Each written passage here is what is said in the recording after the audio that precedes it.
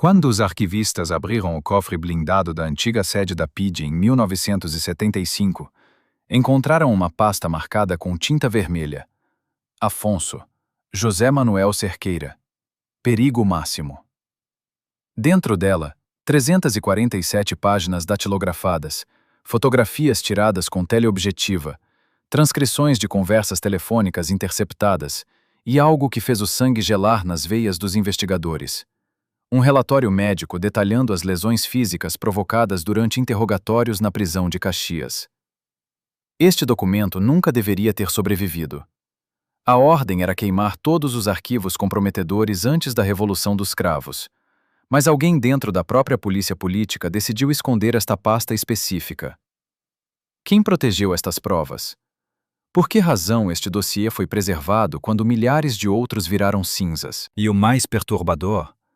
Os nomes dos informantes que traíram Zeca Afonso estão todos ali, escritos à mão na margem dos relatórios. E alguns desses nomes vão chocar o país até hoje. A história que vamos contar não é sobre o cantor que todos conhecem, o poeta das multidões, o homem que compôs Grândola Vila Morena e se tornou símbolo da liberdade. Esta é a história do homem que a ditadura tentou destruir célula por célula, interrogatório após interrogatório, traição após traição. É a história de como José Afonso sobreviveu ao inferno dos porões da PIDE e saiu de lá não quebrado, mas transformado numa arma ainda mais perigosa para o regime salazarista. Porque há coisas que nem a tortura consegue apagar. A voz de um homem que se recusa a calar.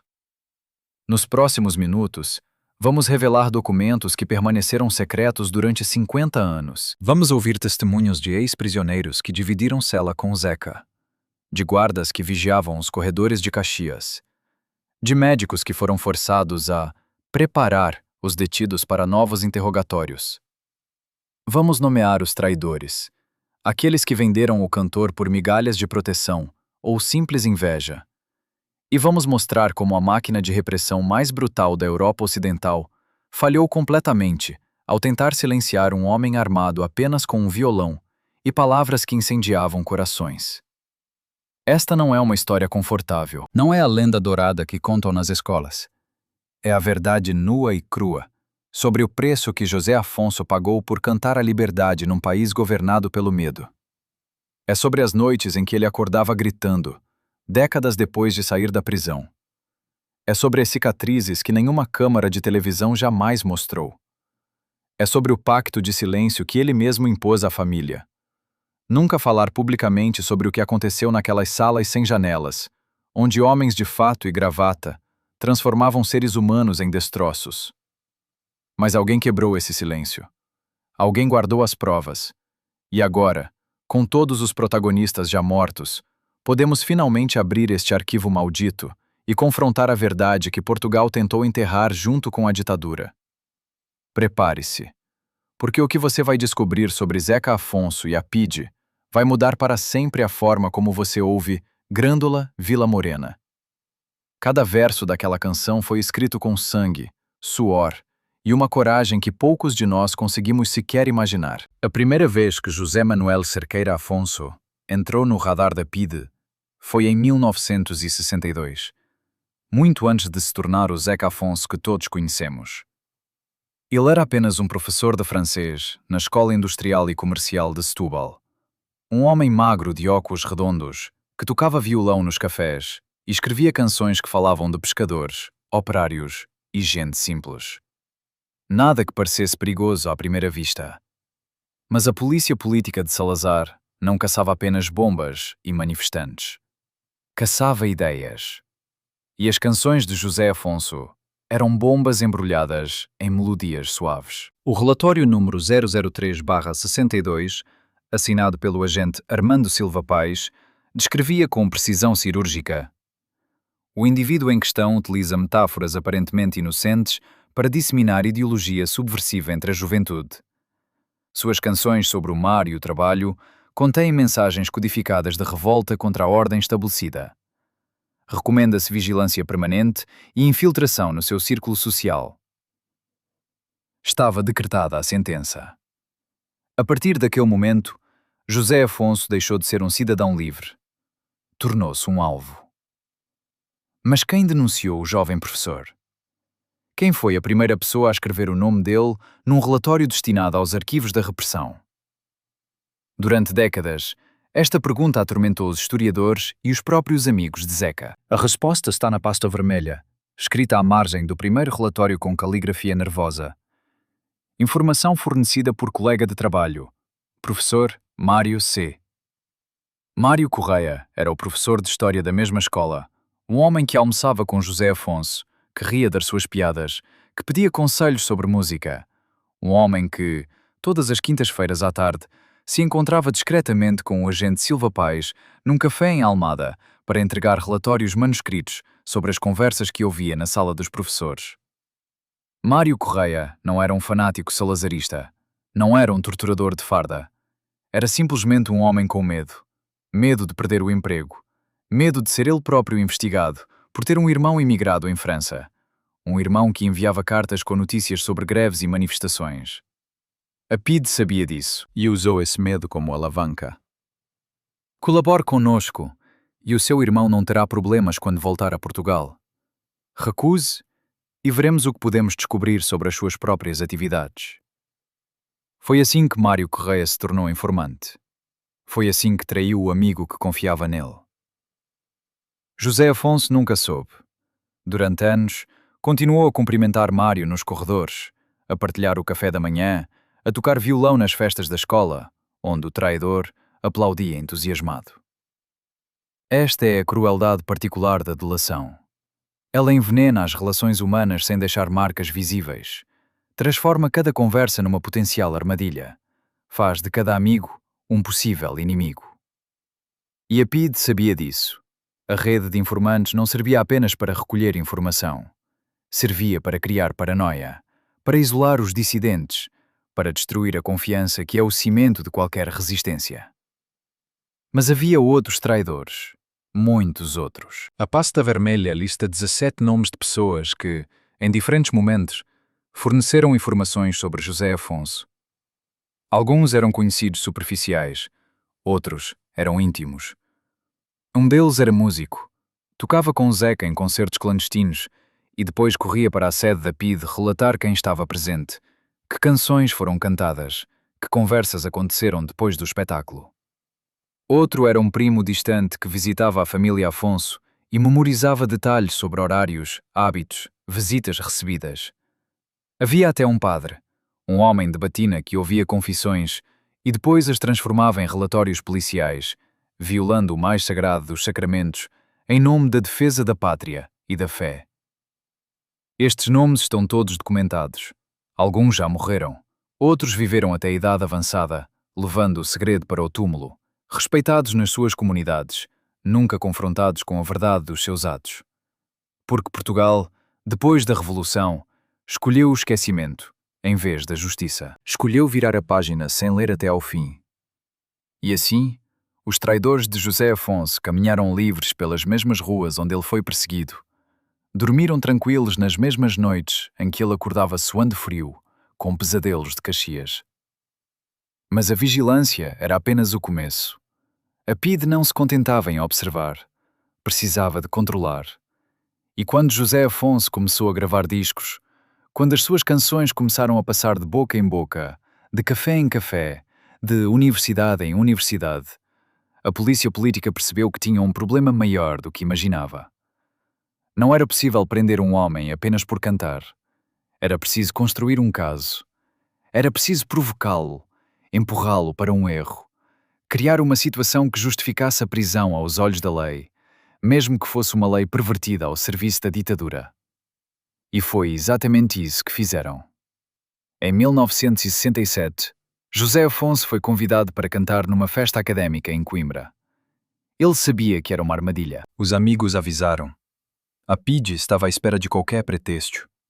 Mas Zeca foi na mesma. Subiu ao palco improvisado no pátio da associação acadêmica, pegou no violão e começou a cantar. A multidão de estudantes cantava com ele, verso por verso, transformando cada canção num grito coletivo de desafio. E então aconteceu o que a PIDE esperava. Alguém na multidão gritou: "Abaixo a ditadura!" E a polícia de choque invadiu o recinto com cacetetes e cães.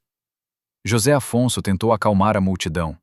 Pediu que não reagissem com violência. Mas já era tarde. O caos estava instalado. Estudantes corriam, policiais batiam, o violão de Zeca foi pisoteado e partido no meio da confusão. E quando tudo terminou, quando o pátio ficou vazio exceto pelos estilhaços de cadeiras e manchas de sangue no chão, José Afonso foi detido. Não por cantar, não por incitar violência, porque não o fez.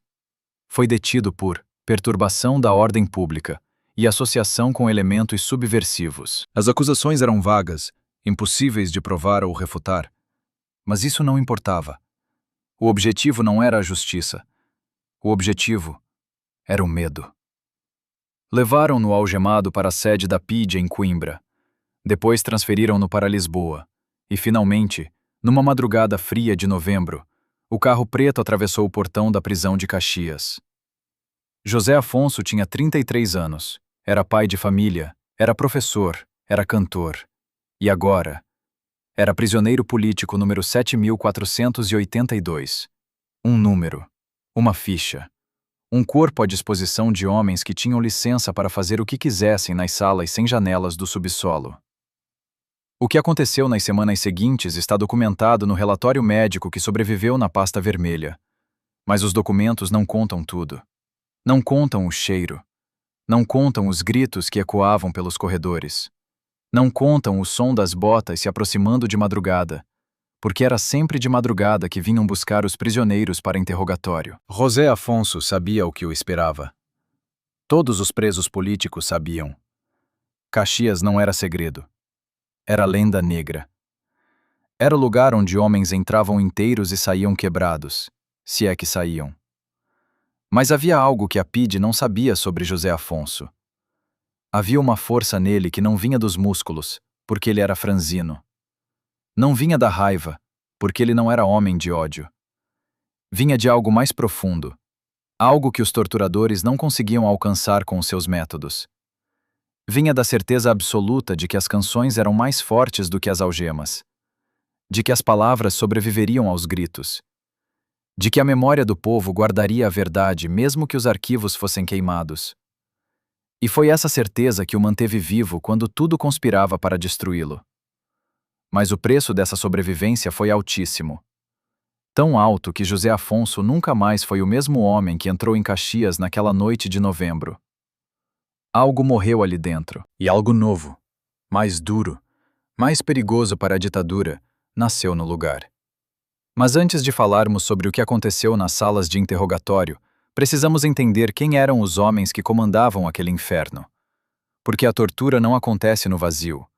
Ela precisa de burocratas, de médicos, de psicólogos, de homens comuns que acordam, tomam café, beijam as esposas e depois vão trabalhar quebrando outros seres humanos. Quem eram esses homens? Como viviam com o que faziam? E o mais importante, onde estão agora os que sobreviveram? A prisão de Caxias fica numa colina com vista para o rio Tejo, um edifício de pedra cinzenta construído no século XIX como forte militar e convertido pela ditadura salazarista em centro de detenção para presos políticos. De fora, parece quase pitoresca, com as suas muralhas antigas e a localização privilegiada. Mas quem conhece a história sabe que aquelas paredes grossas não foram feitas para proteger. Foram feitas para abafar sons, para que os gritos dos interrogatórios não chegassem aos ouvidos dos pescadores que trabalhavam na praia embaixo. Para que Lisboa, do outro lado do rio, pudesse continuar a sua vida cotidiana, sem ouvir o que era feito em nome da ordem e da pátria. José Afonso foi levado para a cela 17 do segundo piso, uma sala de 3 metros por 2, com uma janela alta demais para alcançar, e grades tão espessas que mal deixavam passar a luz. Havia uma cama de ferro sem colchão, um balde para necessidades fisiológicas, e nada mais. Nem cadeira, nem mesa, nem livros. A PIDE sabia que o isolamento sensorial era a primeira forma de tortura.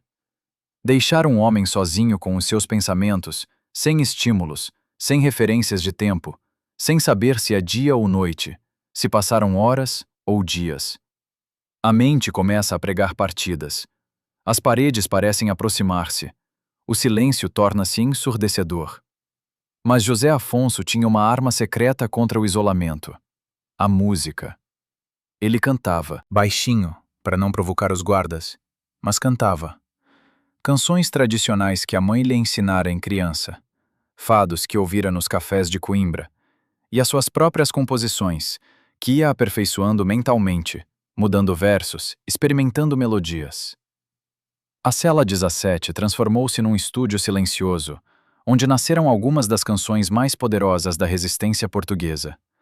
Canções que só seriam gravadas anos depois, mas que foram compostas ali, entre quatro paredes úmidas, com o cheiro a mofo e urina, com o som distante de outros prisioneiros a tossir e gemer. Um dos guardas que trabalhava no turno da noite em Caxias, Antônio Ferreira da Silva, hoje com 87 anos e a viver numa aldeia no interior, aceitou falar pela primeira vez sobre o que viu.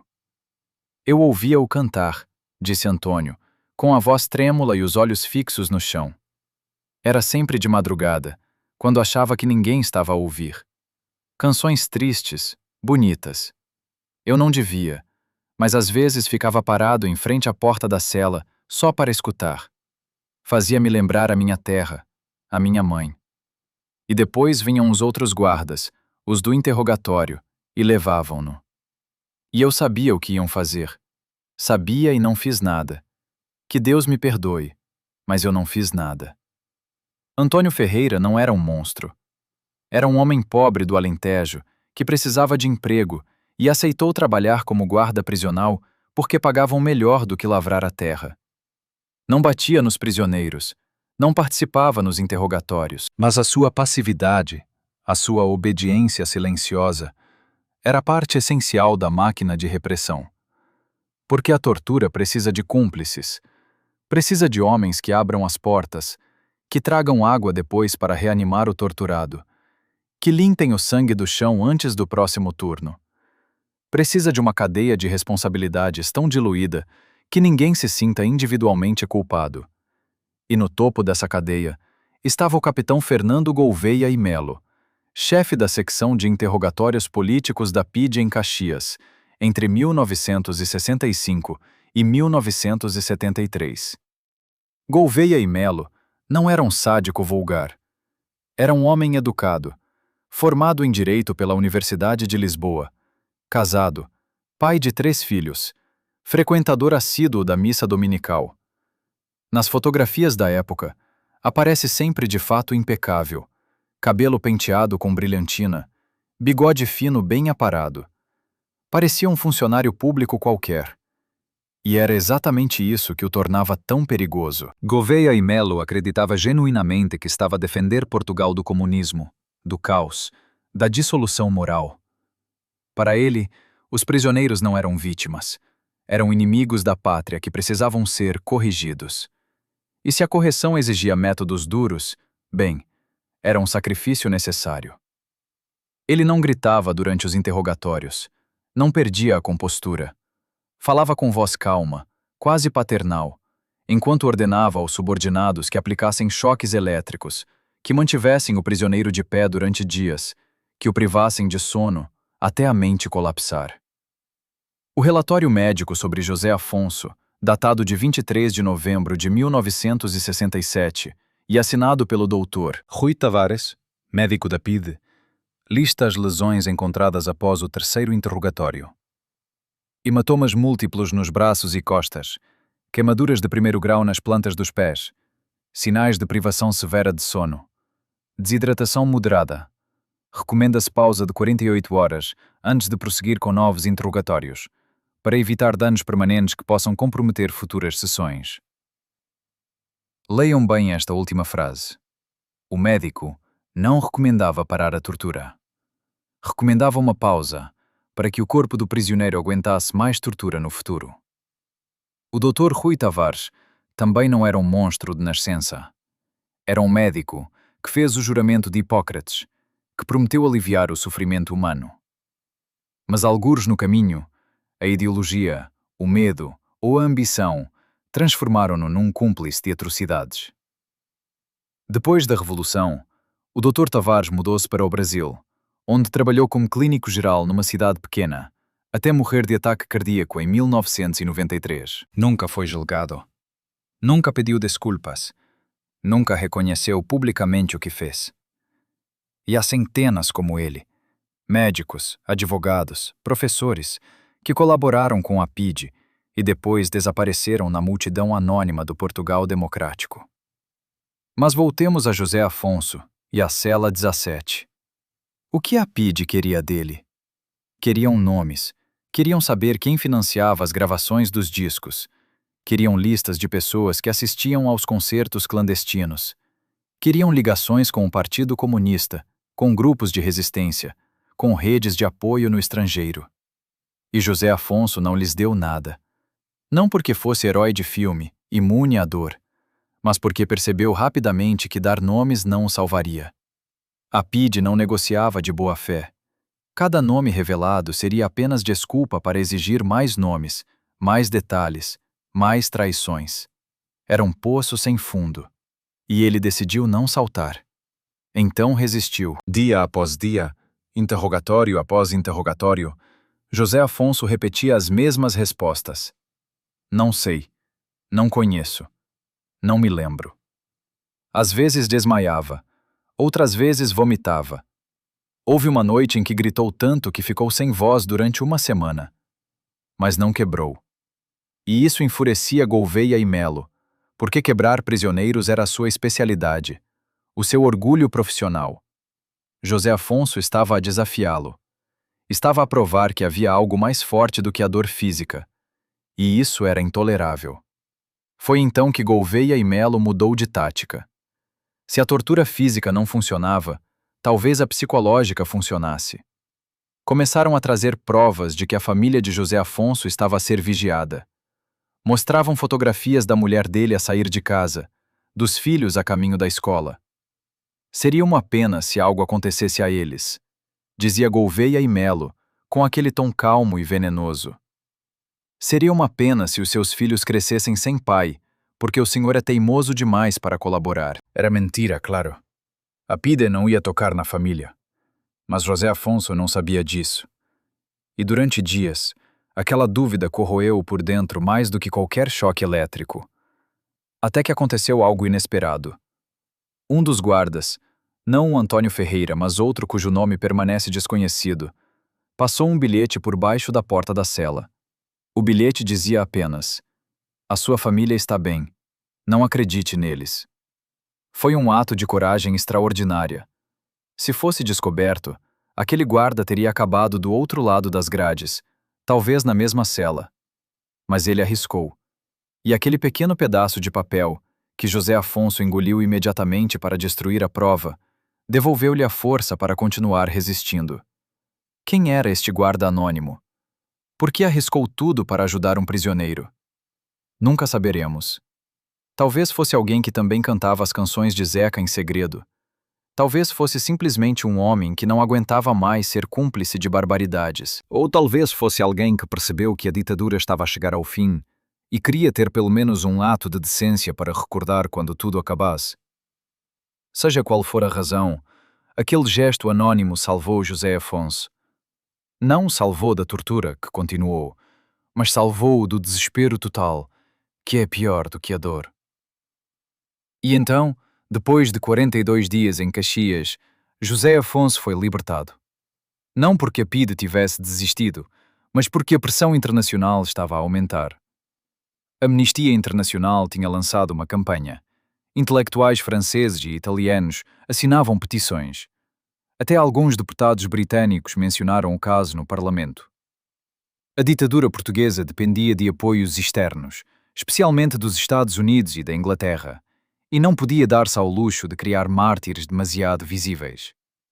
Então soltaram José Afonso, mas com condições. Ele foi proibido de dar concertos públicos, foi proibido de gravar novos discos, foi proibido de sair do país e foi informado de que continuaria a ser vigiado 24 horas por dia. "Somos generosos desta vez", disse Gouveia e Melo no último interrogatório, Aquele em que não houve tortura, apenas ameaças frias. Mas se voltarmos a encontrá-lo, não haverá segunda oportunidade. Da próxima vez, não sai de Caxias. Percebeu?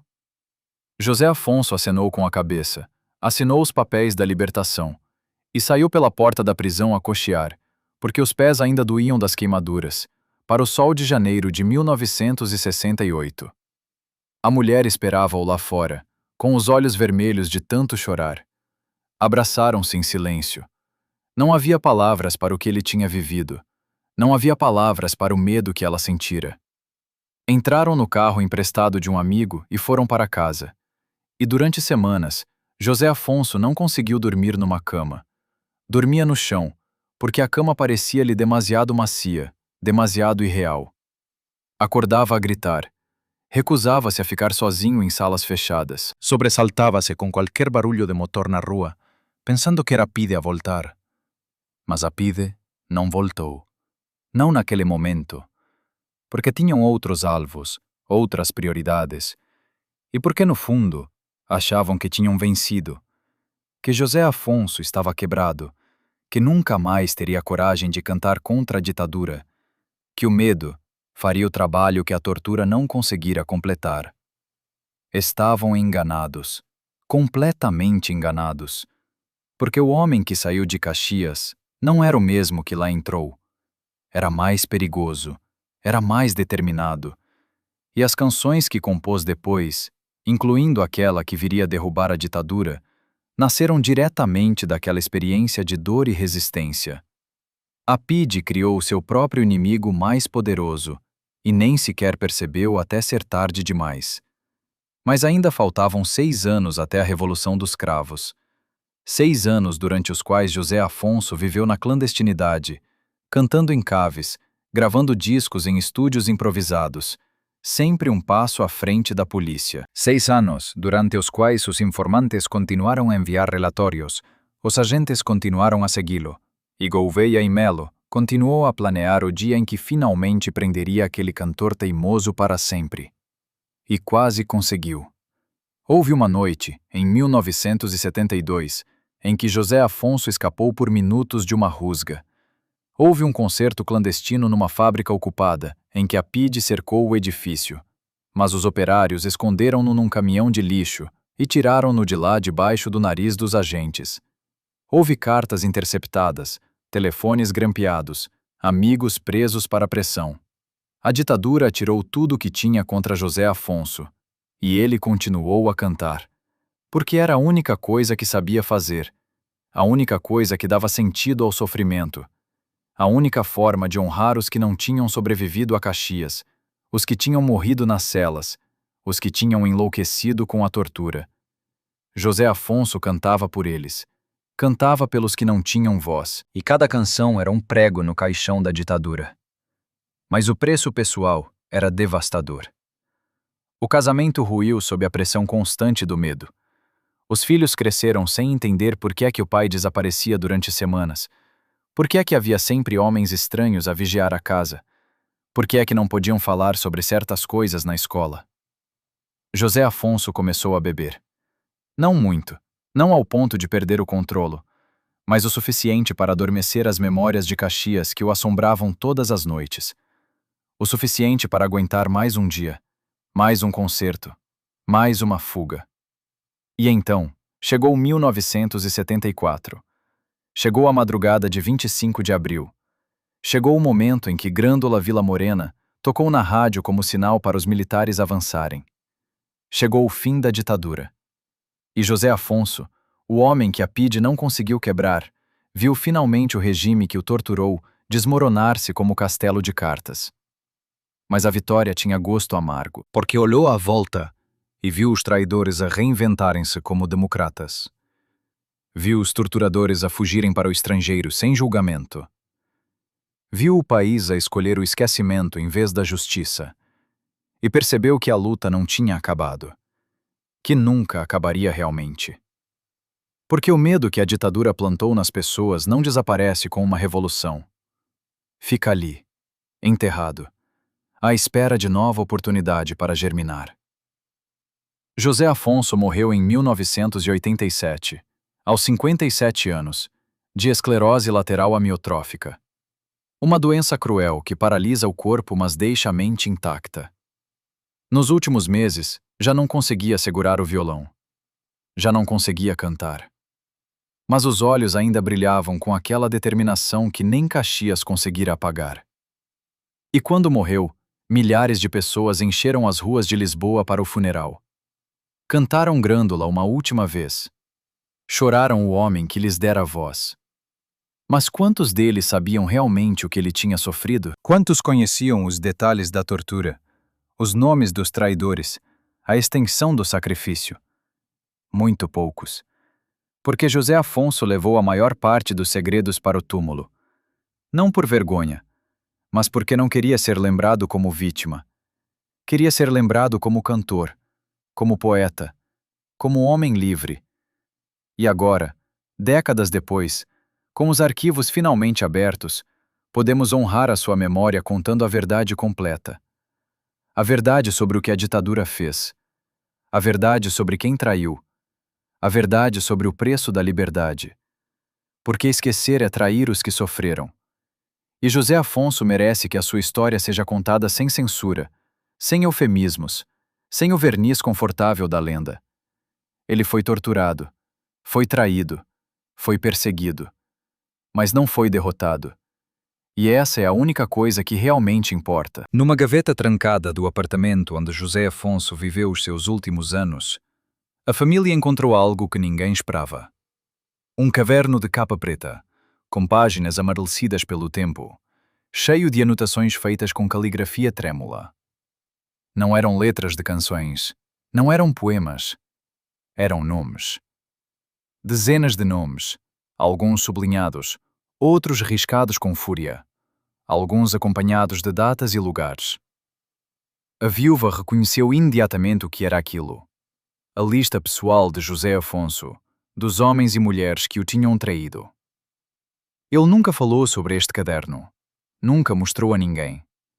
Mas durante anos, sempre que descobria uma nova traição, sempre que alguém lhe confirmava quem tinha sido o informante, ele anotava.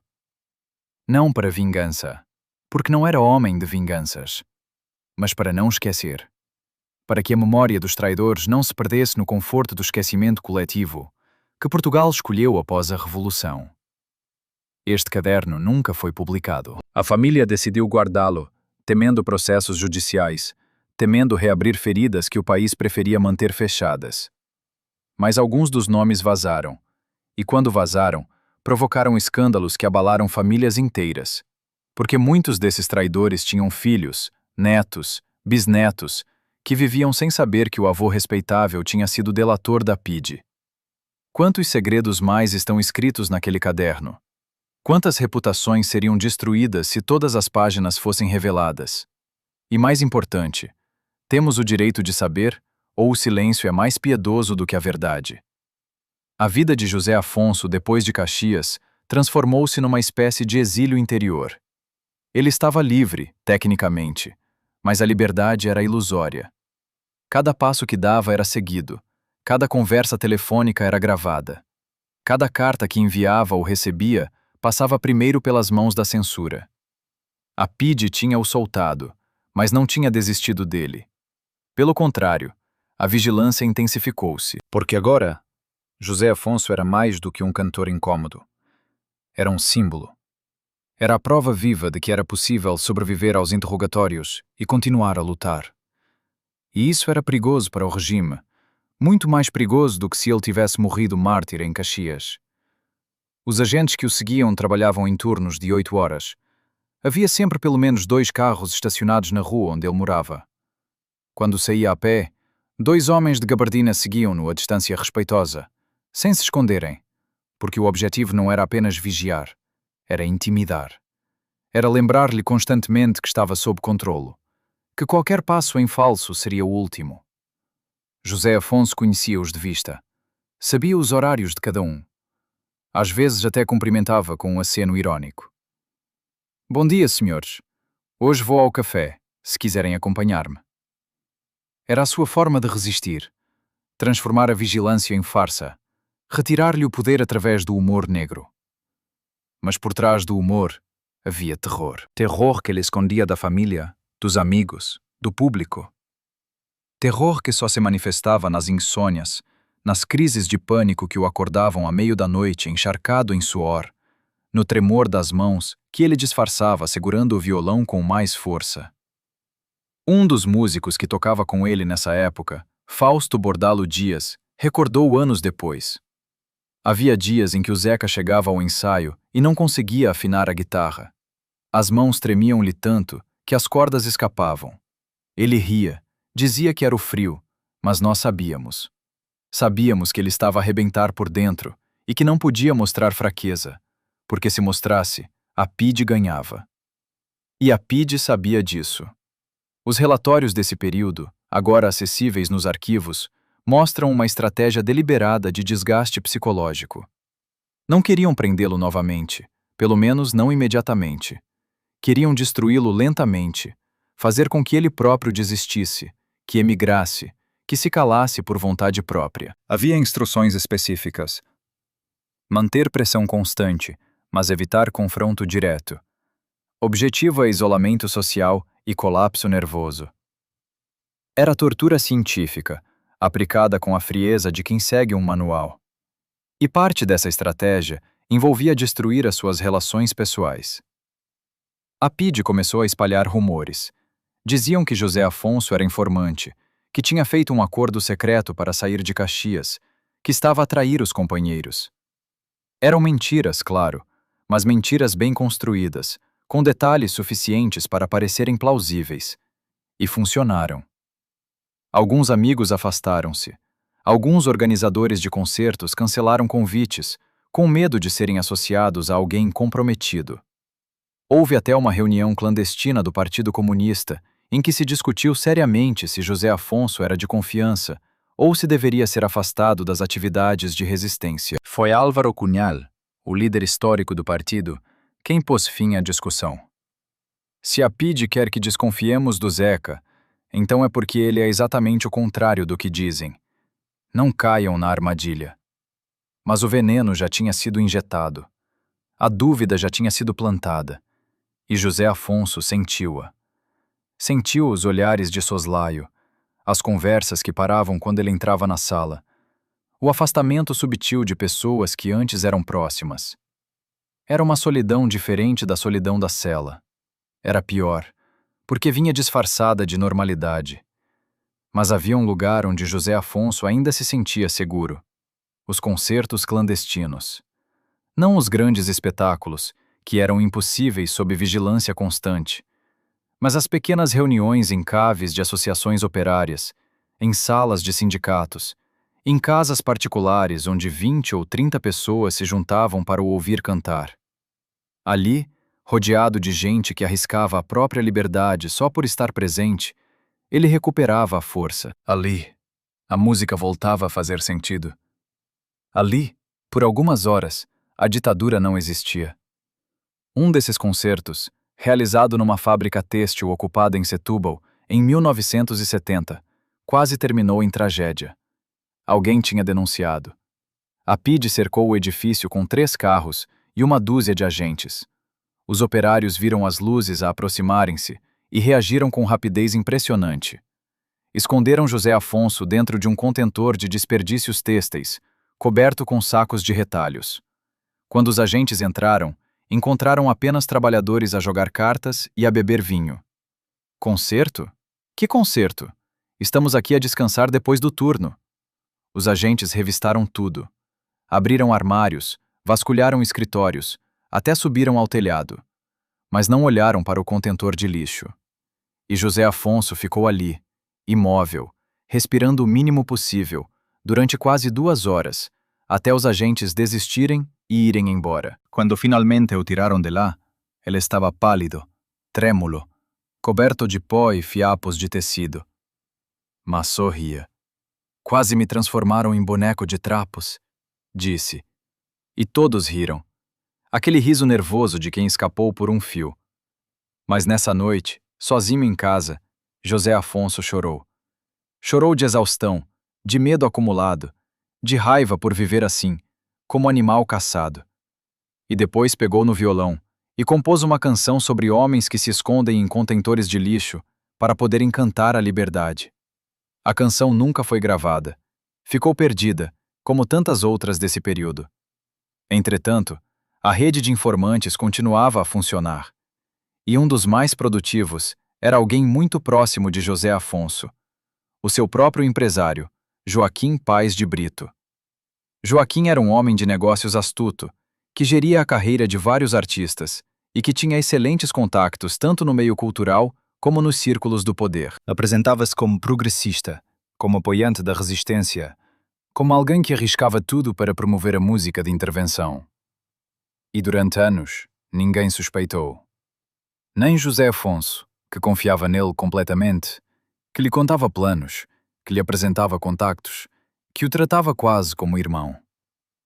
Mas Joaquim Paes de Brito tinha um segredo. Estava endividado.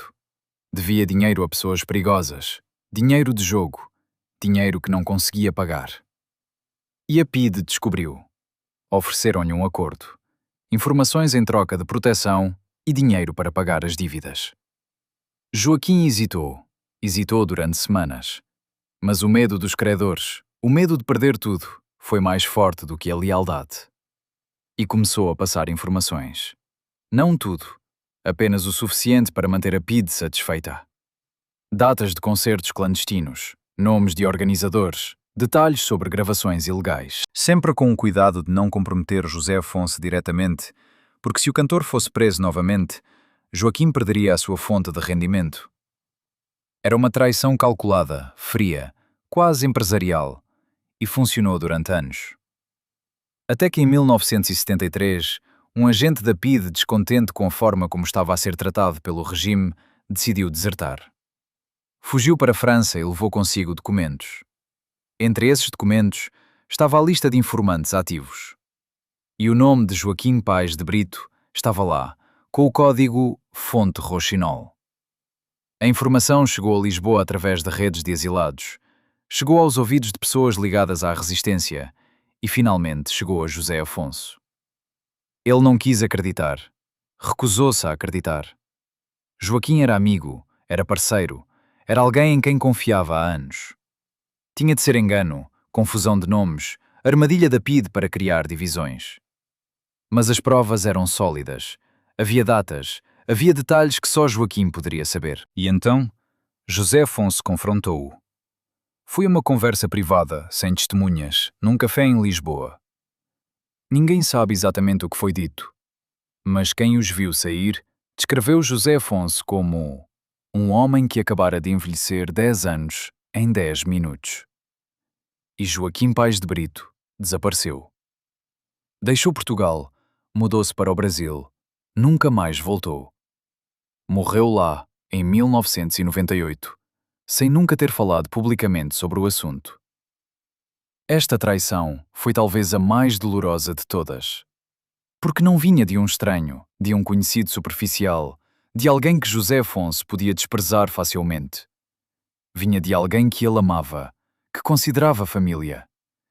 E isso quebrou algo dentro dele que nunca mais foi reparado.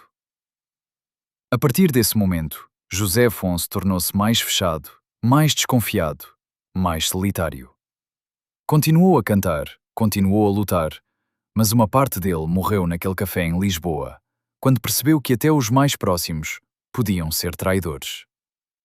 E a PIDE sabia disso. Sabia que cada traição revelada era uma vitória, mesmo que não resultasse em prisão. Porque destruía a confiança, destruía a solidariedade, destruía os laços humanos que são a base de qualquer resistência. Era uma estratégia diabólica, transformar os próprios resistentes em armas contra si mesmos. E funcionava. Funcionava tão bem que mesmo depois da Revolução, mesmo depois da PIDE ser dissolvida, as feridas permaneceram. Amizades que nunca foram reconstruídas, famílias que nunca mais se falaram, comunidades que nunca recuperaram a coesão. José Afonso tentou ultrapassar isso através da música. Compôs canções sobre traição, sobre confiança quebrada, sobre a dificuldade de continuar a acreditar nas pessoas quando foste traído tantas vezes. Vampiros é uma dessas canções, uma metáfora brutal sobre aqueles que sugam a vida dos outros para sobreviverem. Poucos perceberam na altura que ele estava a falar dos informantes, dos traidores que viviam à custa do sofrimento alheio. Mas estava. Cada verso era uma acusação, cada melodia era um grito de dor disfarçado de poesia. E então, em 1974, tudo mudou. A Revolução dos Cravos varreu a ditadura. A PIDE foi dissolvida. Os presos políticos foram libertados. E José Afonso, o homem que a ditadura não conseguira quebrar, viu-se subitamente transformado em herói nacional. Grândola, Vila Morena, tocava em todas as rádios. O seu rosto estava em todos os jornais. Multidões cantavam as suas canções nas ruas. Era a vitória. Era a liberdade. Era tudo aquilo por que ele tinha lutado durante anos. Mas a vitória tinha gosto amargo. Porque quando José Afonso olhava para as multidões que o aclamavam, via rostos que ele reconhecia.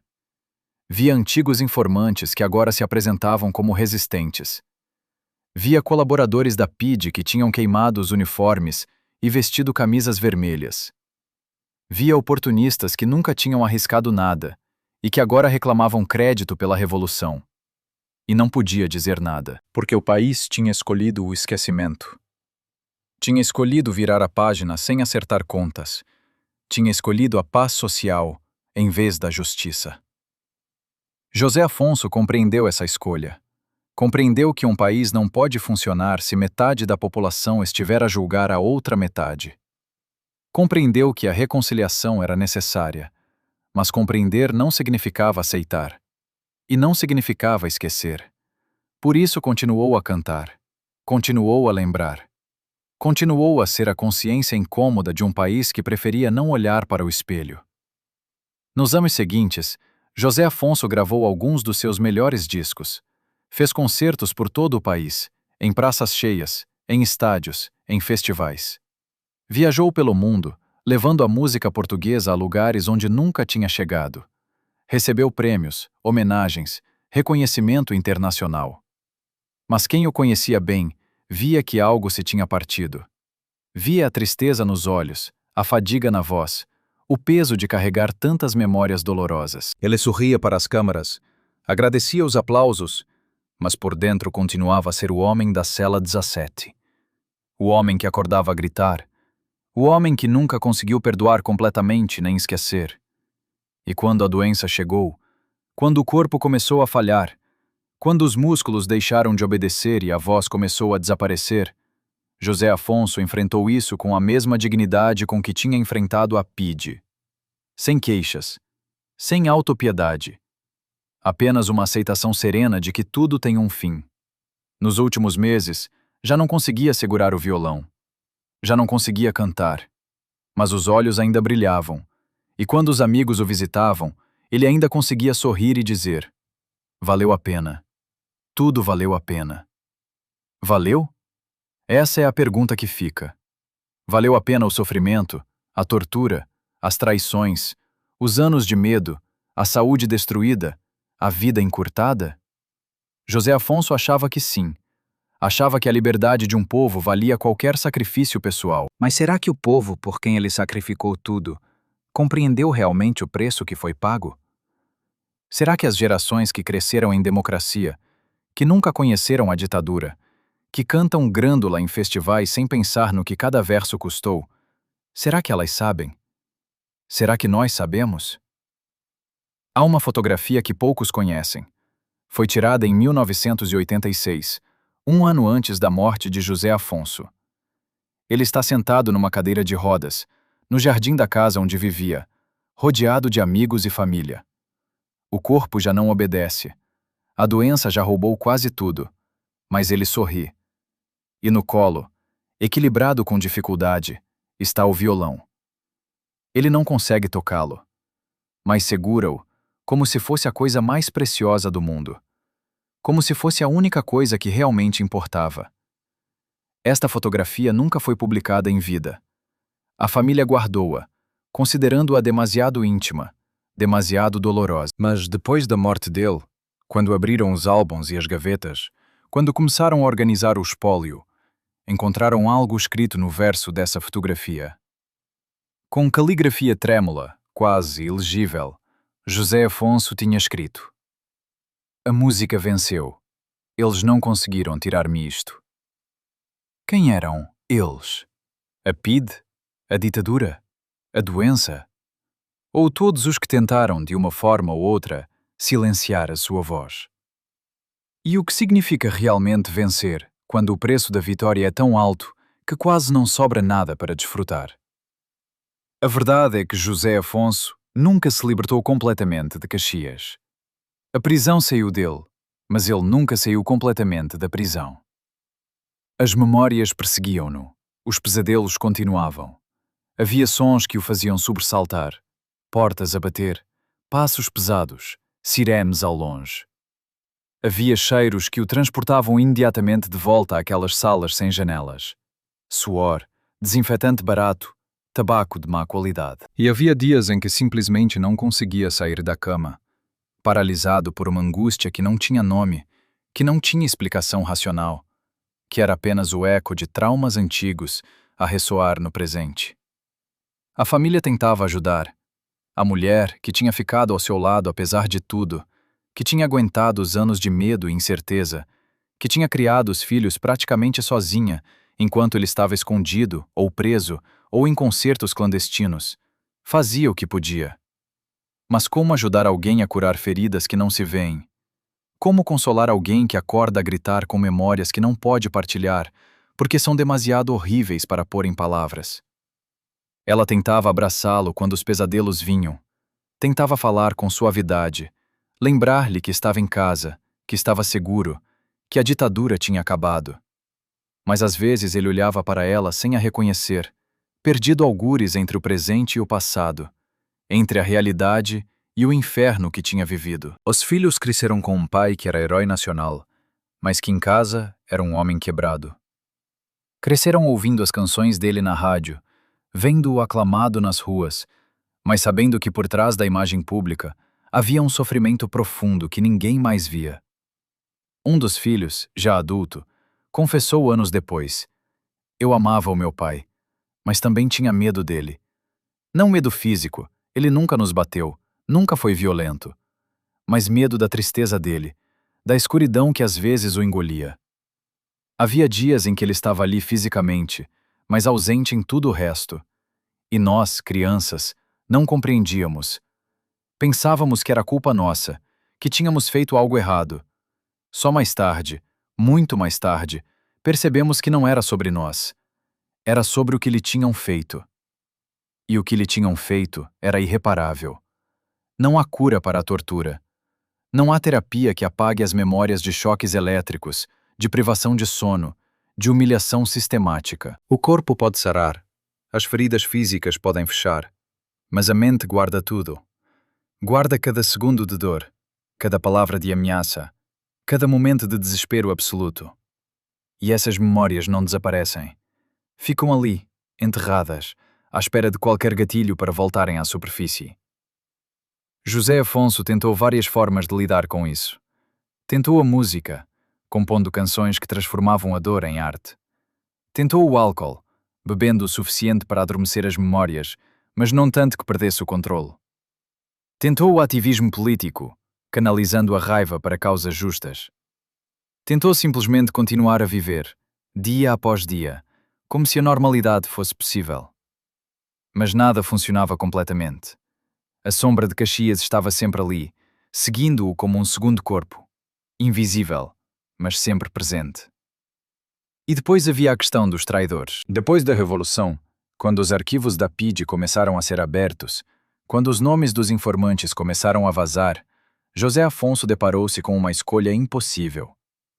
Devia expô-los publicamente? Devia confrontá-los?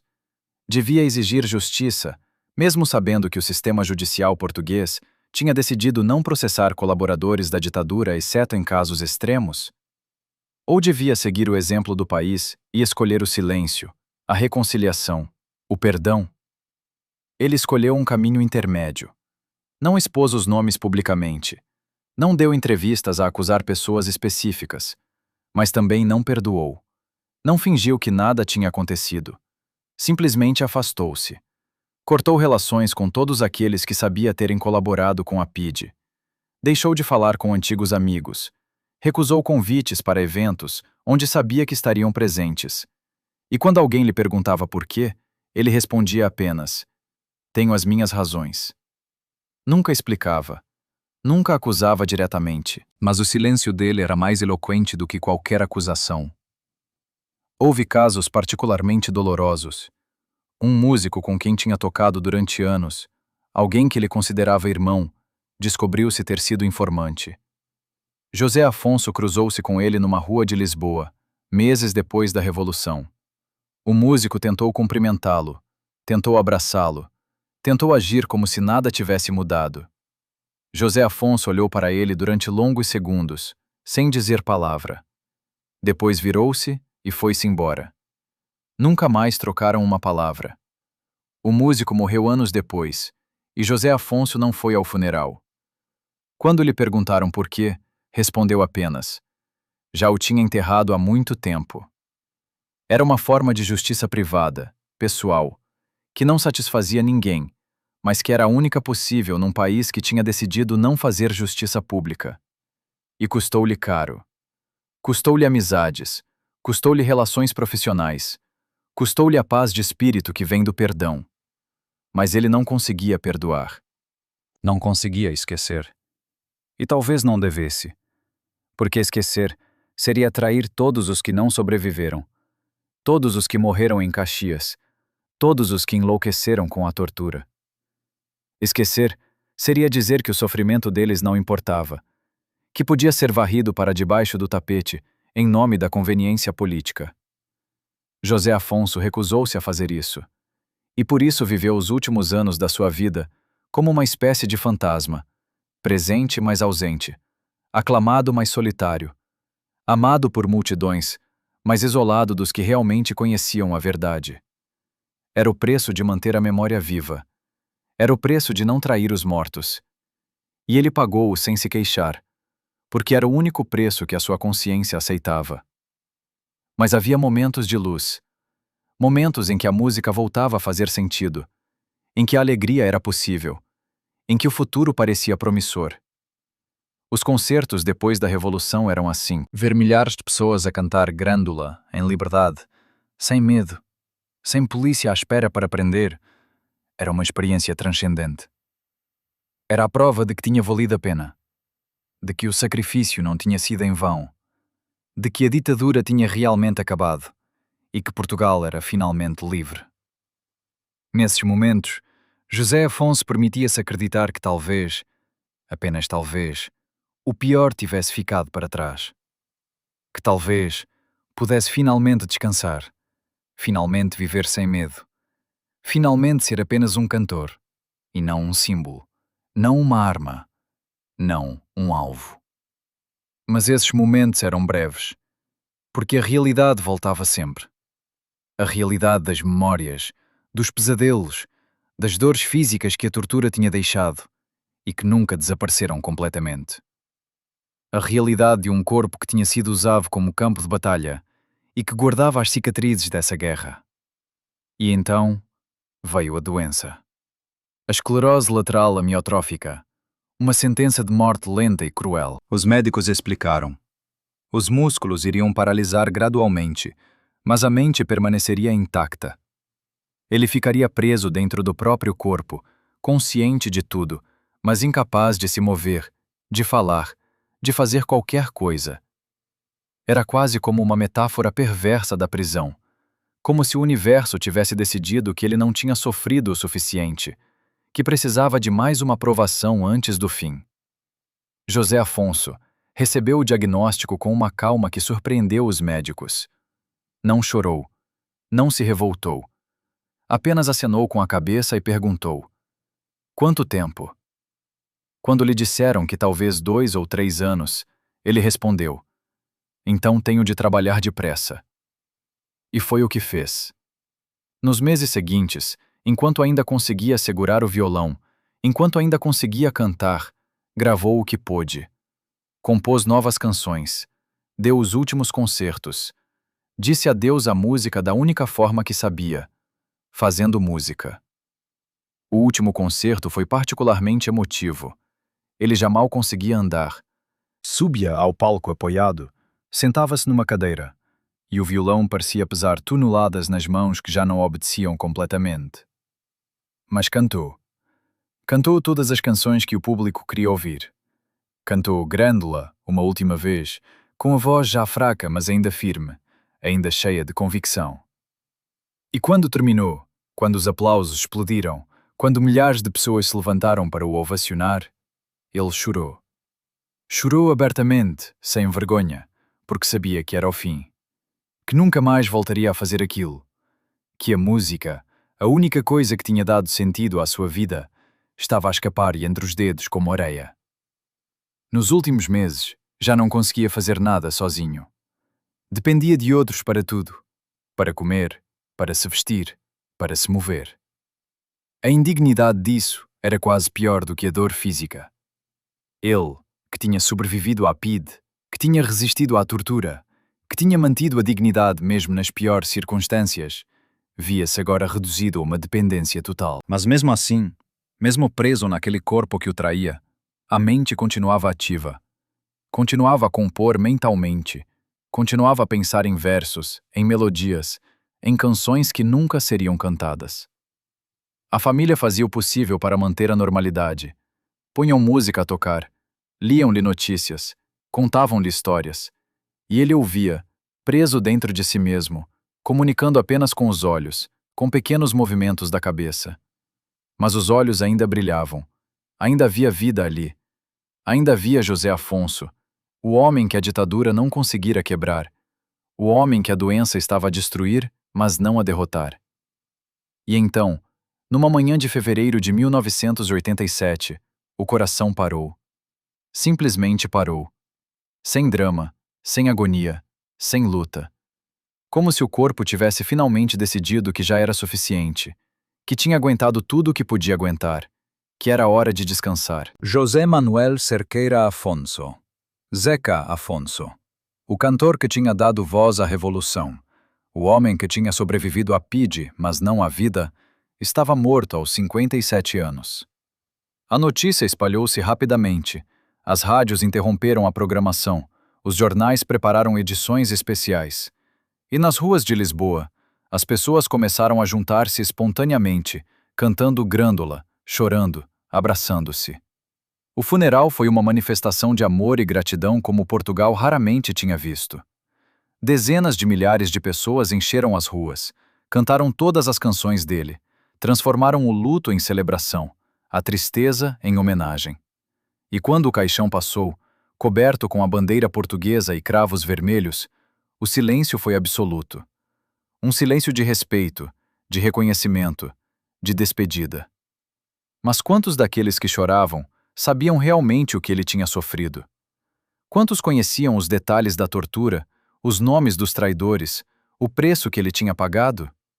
Muito poucos, porque José Afonso tinha guardado esses segredos. Tinha escolhido ser lembrado pela música, não pelo sofrimento. Tinha escolhido ser símbolo de esperança, não de vitimização. E talvez tivesse razão. Talvez seja assim que os heróis devam ser lembrados, não pelas feridas, mas pelas vitórias. Não pela dor, mas pela coragem. Mas nós, que vivemos décadas depois, que temos acesso aos arquivos, que conhecemos os nomes e os factos, temos a responsabilidade de contar a história completa.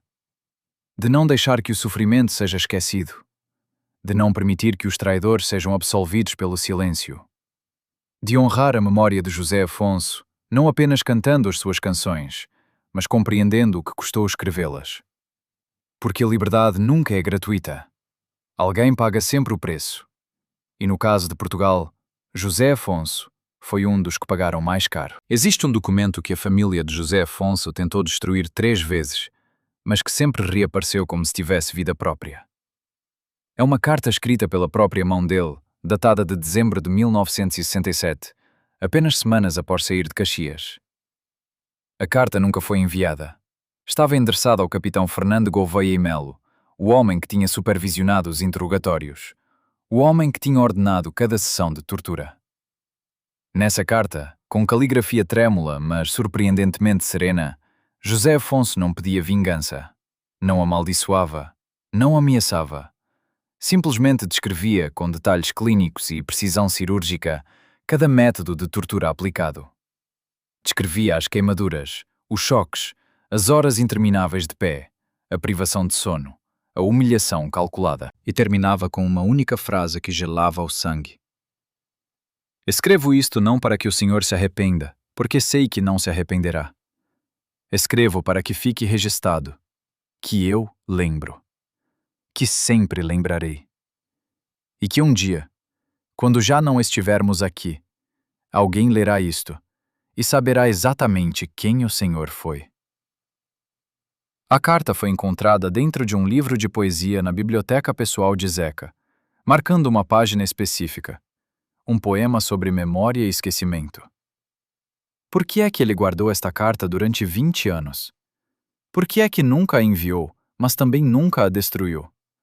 E mais perturbador ainda, será que Gouveia e Melo, que morreu tranquilamente na cama em 1995, sem nunca ter sido julgado, alguma vez imaginou que as suas vítimas estavam a documentar meticulosamente cada crime para a posteridade?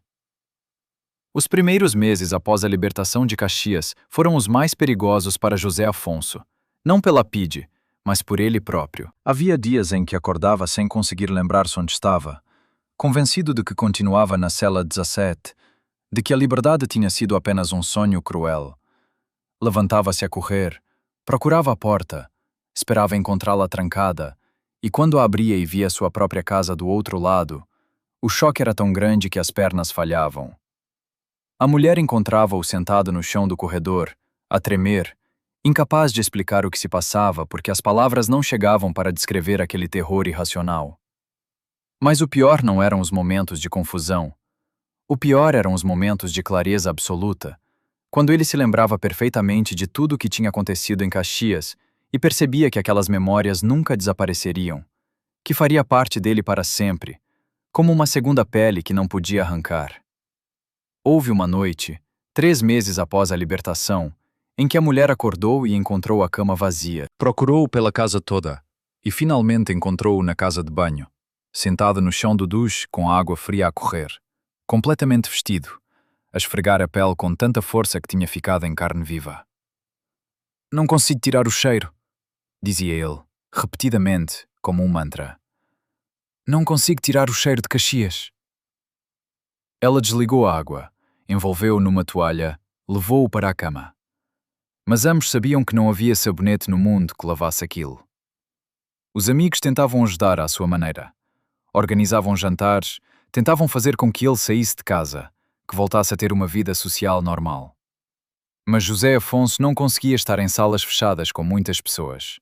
O pânico apoderava-se dele. O coração acelerava, a respiração falhava, as mãos suavam. Tinha de sair, tinha de ir para a rua, para o ar livre, para onde pudesse ver o céu. E mesmo assim, mesmo ao ar livre, havia momentos em que olhava por cima do ombro, convencido de que estava a ser seguido, de que os agentes da PIDE estavam ali, escondidos entre a multidão, à espera do momento certo para o levarem de volta. E não era completamente paranoia, porque a vigilância continuava. Os carros continuavam estacionados na rua, os telefones continuavam grampeados. A PIDE não tinha desistido, tinha apenas mudado de tática. Agora a estratégia era deixá-lo viver, mas nunca deixá-lo esquecer que estava sob controle. Era uma forma de tortura psicológica contínua, mais subtil do que os choques elétricos, mas igualmente eficaz, porque mantinha o medo vivo, mantinha a atenção constante, impedia qualquer possibilidade de cura real. José Afonso sabia disso. Sabia que estava a ser usado como exemplo, como aviso para outros que pensassem em desafiar o regime. Vejam o que acontece aos que resistem. Era a mensagem implícita. Podem sobreviver, mas nunca voltarão a ser os mesmos. Nunca voltarão a estar verdadeiramente livres. E a PIDE tinha razão. Ele tinha sobrevivido fisicamente, mas uma parte essencial dele tinha morrido naquela cela. A parte que confiava facilmente. A parte que acreditava na bondade básica das pessoas. A parte que conseguia dormir sem pesadelos. Mas havia algo que a PIDE não tinha previsto. Havia algo que os torturadores, com toda a sua ciência do sofrimento, não tinham compreendido. A dor pode destruir um homem, mas também pode transformá-lo em algo mais duro, mais resistente, mais perigoso. E foi isso que aconteceu com José Afonso.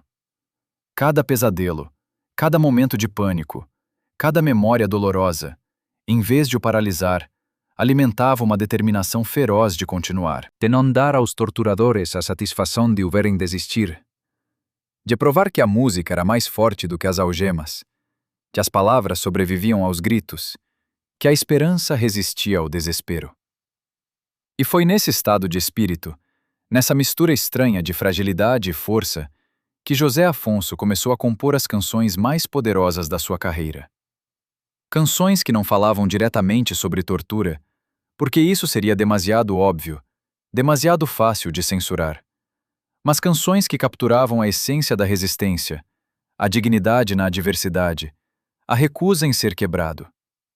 Venham Mais 5 foi uma dessas canções, escrita numa noite de insônia, quando as memórias de Caxias eram particularmente vívidas. A letra fala de um homem que enfrenta adversários múltiplos, que apanha pancada após pancada, mas que continua de pé, que continua a desafiar. Poucos perceberam na altura que era autobiográfica, que cada verso era uma descrição codificada do que ele tinha vivido. Mas compor era uma coisa, gravar e distribuir era outra completamente diferente. Porque a censura estava atenta. Cada canção tinha de passar pela comissão de exame prévio, um grupo de burocratas que decidia o que os portugueses podiam ou não ouvir. E José Afonso estava no topo da lista de artistas vigiados. Cada letra era analisada palavra por palavra, procurando mensagens subversivas, duplos sentidos, metáforas perigosas. E encontravam sempre algo. Sempre havia uma palavra que precisava ser mudada, um verso que tinha de ser cortado, uma canção inteira que era proibida. Foi assim que nasceu a rede clandestina de gravação e distribuição. José Afonso gravava em estúdios improvisados, em caves, em garagens, em qualquer lugar onde houvesse equipamento básico e pessoas dispostas a arriscar. As gravações eram feitas à noite, em sessões rápidas, sempre com alguém de vigia na rua.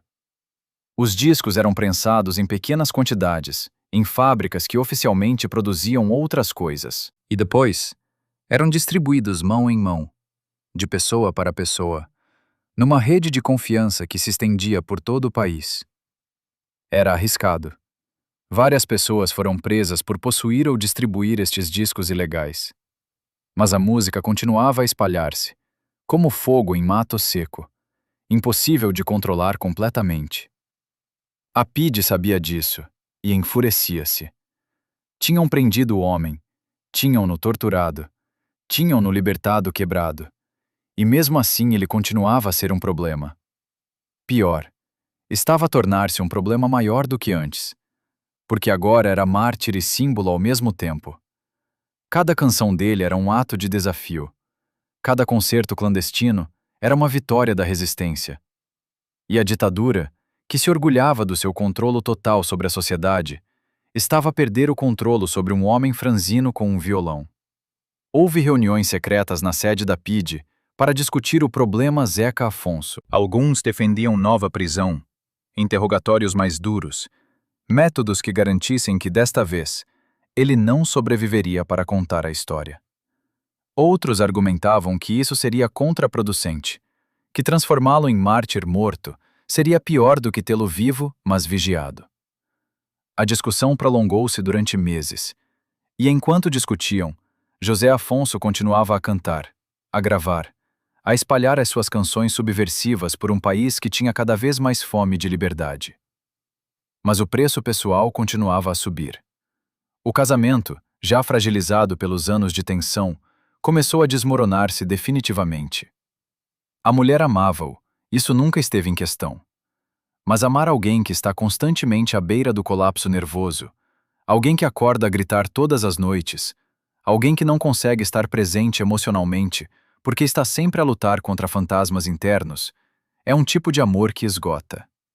É um tipo de amor que exige sacrifícios que nem sempre é possível fazer. E chegou um ponto em que ela percebeu que estava a afogar-se junto com ele, que se não se afastasse um pouco, se não criasse alguma distância emocional, acabaria também ela destruída. Não foi um divórcio formal. Não houve discussões violentas nem acusações mútuas. Foi simplesmente um afastamento gradual, uma aceitação tácita de que o que tinham tido já não era possível. Ela continuou a cuidar dos filhos, continuou a apoiá-lo quando necessário, mas a intimidade, a cumplicidade, o amor romântico, tudo isso foi-se desvanecendo como névoa ao sol. E José Afonso aceitou isso com a mesma resignação com que aceitava tudo o resto. Mais uma perda, mais um preço a pagar, mais uma cicatriz invisível a juntar às outras. Os filhos sofreram talvez mais do que qualquer um. Cresceram numa casa onde o medo era presença constante, onde o pai era simultaneamente herói público e destroço privado. Viam-no nos jornais, ouviam as canções dele na rádio, sabiam que era importante, que era admirado. Mas em casa, viam um homem que não conseguia brincar com eles, porque qualquer barulho súbito o fazia sobressaltar. Que não conseguia ir às suas festas escolares, porque multidões o faziam entrar em pânico. Que estava ali, mas não estava, presente fisicamente, mas ausente em tudo o resto. E isso marcou-os. Marcou-os de formas que só compreenderiam décadas mais tarde, quando já eram adultos e começavam a processar a própria infância. Um dos filhos, em entrevista dada muitos anos depois, descreveu uma cena que resume tudo. Tinha 8 ou 9 anos e tinha feito um desenho na escola, um desenho do pai a tocar violão. Chegou a casa todo orgulhoso, queria mostrar. Encontrou José Afonso sentado à mesa da cozinha, a olhar para o vazio, perdido em pensamentos que uma criança não podia compreender. Pai, olha o que fiz! José Afonso virou-se, olhou para o desenho, e de repente os olhos encheram-se de lágrimas. Abraçou o filho com tanta força que quase lhe tirou o ar, e ficou assim durante longos minutos, a tremer, a chorar silenciosamente. O filho não compreendeu. Pensou que tinha feito algo errado, que o desenho era mau. Só muitos anos depois percebeu que não era sobre o desenho. Era sobre tudo o resto. Era sobre a impossibilidade de ser o pai que queria ser. Era sobre a culpa de arrastar a família para aquela vida de medo e incerteza. Era sobre o amor imenso que sentia, mas que não conseguia expressar de forma normal, porque já não sabia o que era normal. E no meio de tudo isto, José Afonso continuava a criar.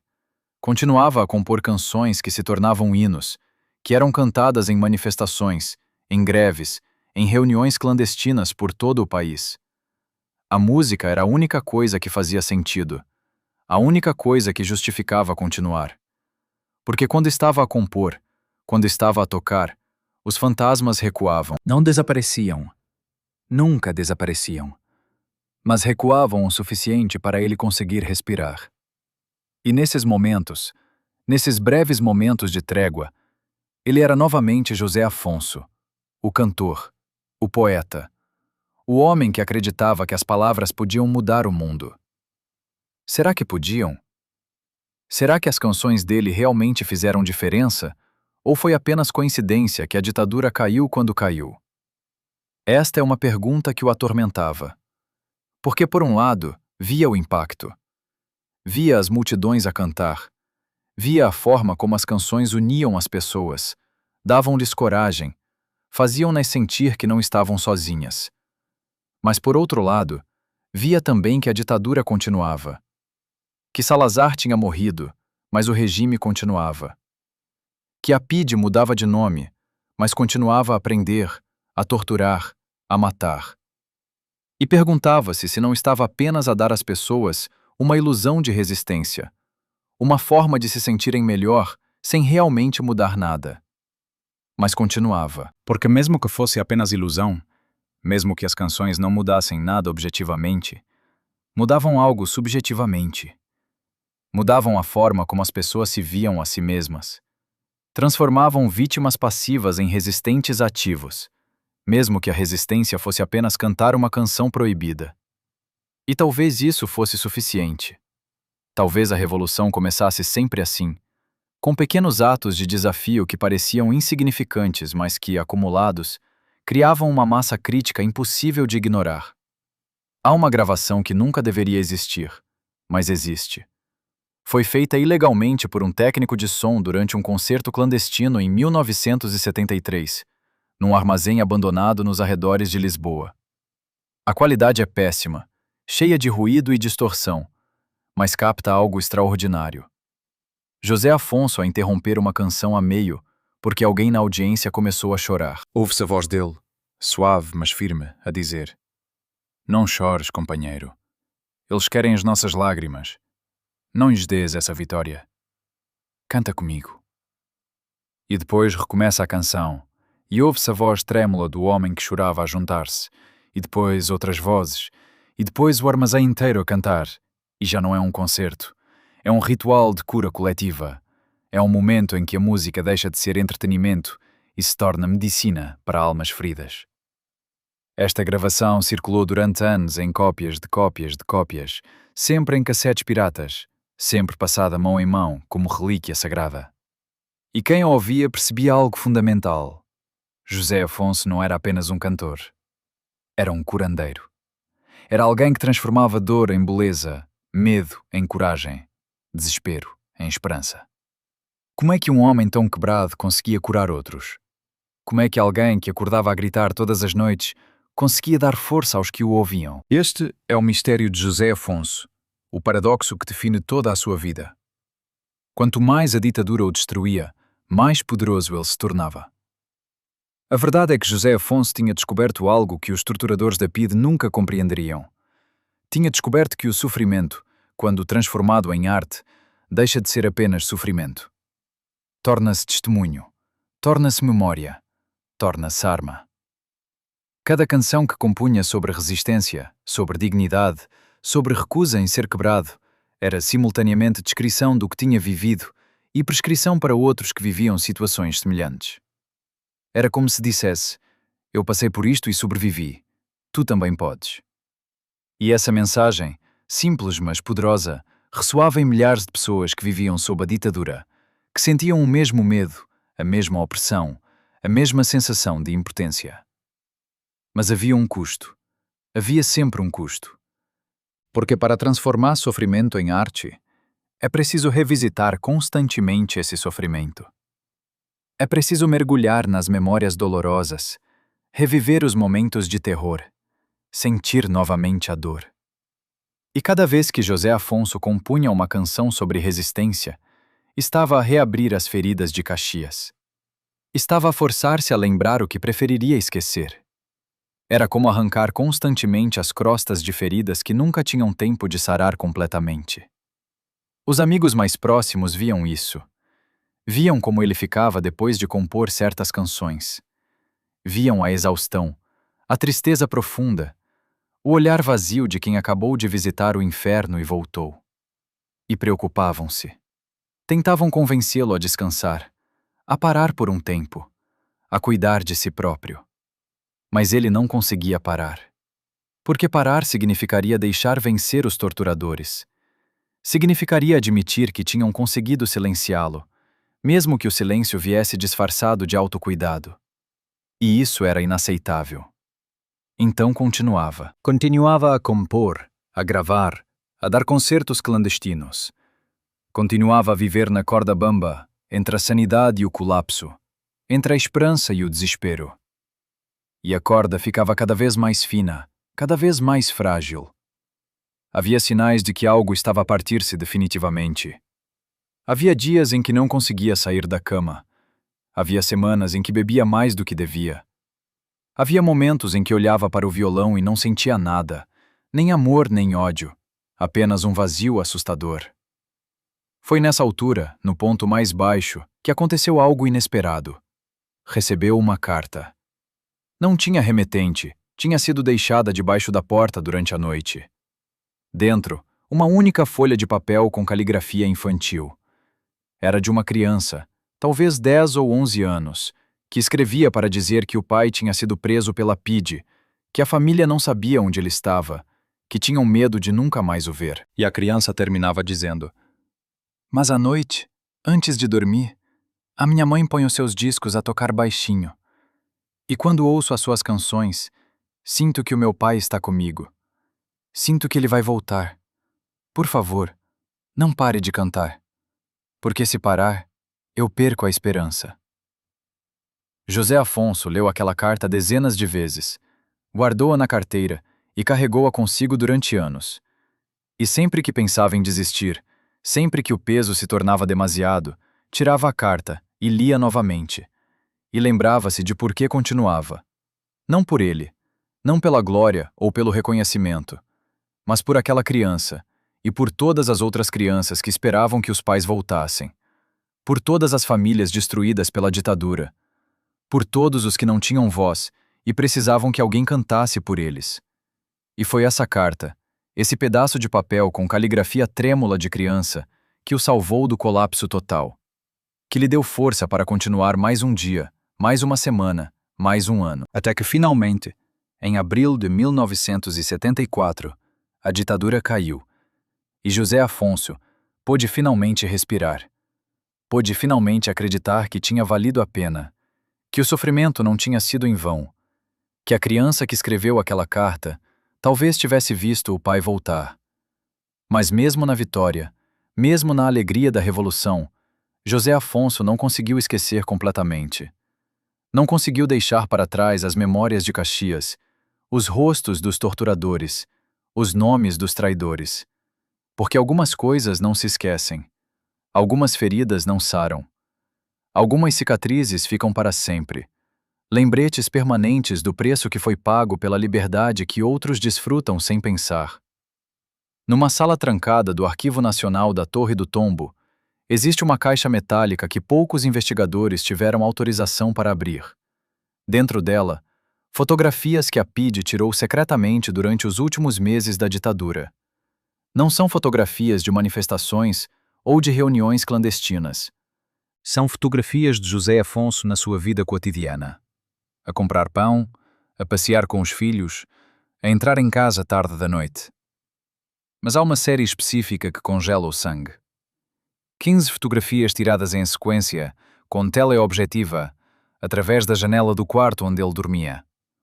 Mostram-no a acordar em pânico, a sentar-se na cama com as mãos na cabeça, a chorar sozinho na escuridão. O fotógrafo estava tão perto que se consegue ver as lágrimas no rosto dele. Estas fotografias nunca foram usadas para nada. Não serviram como prova em nenhum processo. Não foram publicadas em nenhum relatório. Existiam apenas como troféu macabro, como prova de que mesmo livre, mesmo em casa, José Afonso continuava prisioneiro das memórias que a PIDE tinha implantado nele. O agente que as tirou, identificado apenas como Operacional 73, anotou no verso de uma delas: "O alvo continua psicologicamente comprometido. Missão cumprida sem necessidade de nova intervenção física." Eles sabiam exatamente o que tinham feito. Sabiam que tinham criado uma prisão dentro da mente dele mais eficaz do que qualquer cela. E orgulhavam-se disso. Quantas outras vítimas da PIDE continuaram prisioneiras muito depois de as portas de Caxias se abrirem? Quantos nunca conseguiram realmente sair daquelas salas sem janelas, mesmo décadas depois da Revolução? Os últimos anos antes da Revolução dos Cravos foram os mais perigosos para José Afonso, não apenas pela intensificação da vigilância, mas porque ele próprio estava a tornar-se cada vez mais imprudente. Era como se uma parte dele tivesse desistido de se proteger, como se tivesse decidido que viver com medo constante era pior do que arriscar tudo.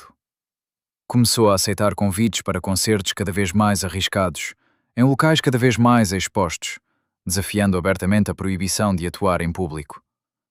A PIDE registava tudo, acumulava provas, preparava um processo que seria irrefutável quando decidissem prendê-lo novamente. Mas havia algo que os agentes não compreendiam. Cada concerto clandestino, cada canção proibida que José Afonso cantava, não era apenas um ato político. Era terapia. Era a única forma que ele tinha encontrado de processar o trauma, de dar sentido ao sofrimento, de transformar as memórias de Caxias em algo que não fosse apenas dor. Quando estava no palco, mesmo que fosse um palco improvisado numa cave úmida, quando segurava o violão e via as pessoas a cantarem com ele, os fantasmas recuavam. Não desapareciam, mas recuavam o suficiente para ele conseguir respirar. Um músico que tocou com ele nesses últimos anos antes da Revolução, José Mário Branco, recordou décadas depois. O Zeca tinha uma relação quase ritual com a música. Antes de cada concerto, ficava sozinho durante meia hora, em silêncio absoluto, como se estivesse a preparar-se para entrar em batalha. E quando subia ao palco, transformava-se. O homem frágil e assombrado que conhecíamos desaparecia, e no lugar dele, surgia alguém com uma força que parecia vir de outro mundo. Mas quando o concerto acabava, quando os aplausos paravam, víamos a transformação inversa. Ele voltava a encolher-se, voltava a ser o homem quebrado.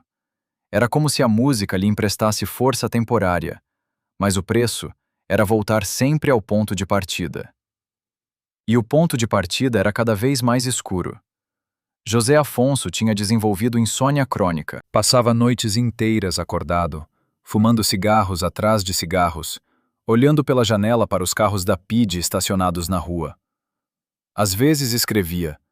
Às vezes tocava violão tão baixinho que mal se ouvia. Às vezes apenas ficava sentado no escuro, perdido em pensamentos que ninguém conseguia alcançar. A família preocupava-se, mas não sabia como ajudar. Como ajudar alguém que carrega um peso invisível, mas esmagador? Foi nesse estado de exaustão extrema que José Afonso compôs Grândola Vila Morena. A canção nasceu numa dessas noites de insônia, em março de 1971, 3 anos antes da Revolução.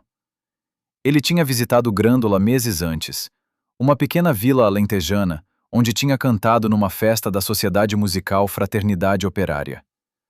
Tinha ficado impressionado com a solidariedade daquela gente simples, com a forma como se apoiavam mutuamente, com a dignidade que mantinham apesar da pobreza e da opressão. E naquela noite de insônia, as palavras começaram a fluir.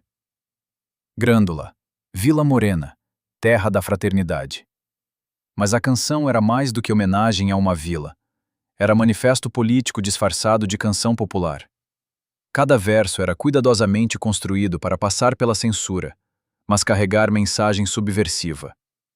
O povo é quem mais ordena, não era apenas observação sociológica, era declaração revolucionária. Em cada esquina um amigo, em cada rosto igualdade. Não era apenas descrição de comunidade rural, era visão de sociedade alternativa, onde a fraternidade substituía a hierarquia, onde a igualdade vencia o privilégio.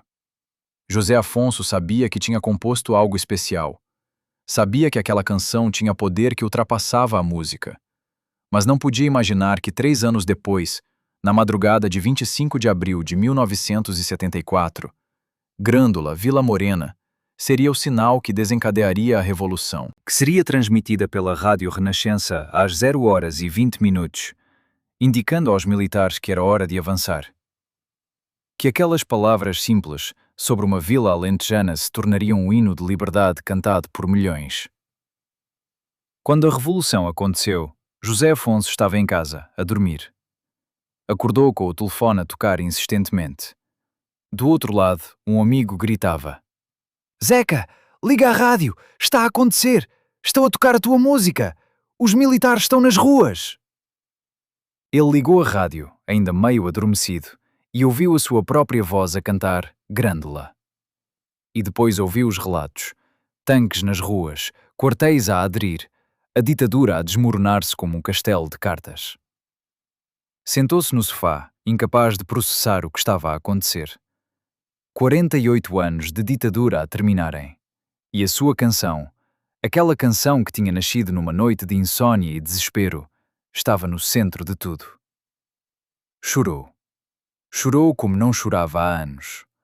Mas não eram lágrimas de alegria pura. Eram lágrimas complexas, mistura de alívio, exaustão, incredulidade e uma tristeza profunda por todos os que não tinham sobrevivido para ver aquele dia. Por todos os que tinham morrido em Caxias. Por todos os que tinham enlouquecido com a tortura. Por todos os que tinham sido quebrados e nunca recuperaram. José Afonso tinha sobrevivido, mas tantos outros não. E a Vitória sabia as cinzas quando pensava neles. Nas horas seguintes, a casa encheu-se de pessoas. Amigos, músicos, ativistas. Todos queriam celebrar, todos queriam abraçá-lo, todos queriam agradecer. E José Afonso sorria, abraçava, aceitava os parabéns, mas por dentro sentia-se estranhamente vazio, como se tivesse gasto toda a energia emocional nos anos de luta, e agora, no momento da vitória, não sobrasse nada. Era a sensação de um corredor que cruza a linha de chegada e depois colapsa, porque o corpo e a mente tinham sido empurrados além de todos os limites. Nos dias seguintes, José Afonso foi arrastado para o centro dos acontecimentos. Queriam que cantasse em comícios, em manifestações, em celebrações por todo o país. E ele ia. Cantava Grândola dezenas de vezes por dia. Via multidões a chorarem de alegria. Via pessoas a abraçarem-se nas ruas. Via soldados com cravos nas espingardas. Era lindo. Era o que tinha sonhado durante anos. Mas também era exaustivo de uma forma que ninguém à volta dele parecia compreender. Porque enquanto todos celebravam o futuro, José Afonso não conseguia deixar de pensar no passado. Não conseguia esquecer Caxias. Não conseguia esquecer os torturadores. E quando olhava para as multidões nas ruas, via rostos que reconhecia. Via antigos informantes que agora gritavam slogans revolucionários. Via colaboradores da PIDE que tinham trocado os fatos cinzentos por camisas vermelhas. Via oportunistas que nunca tinham arriscado nada, mas que agora se apresentavam como heróis da resistência. E isso corroía-o por dentro. Porque o país tinha escolhido o esquecimento. Tinha escolhido não fazer justiça, não julgar os torturadores, não expor os traidores. Tinha escolhido virar a página em nome da reconciliação nacional.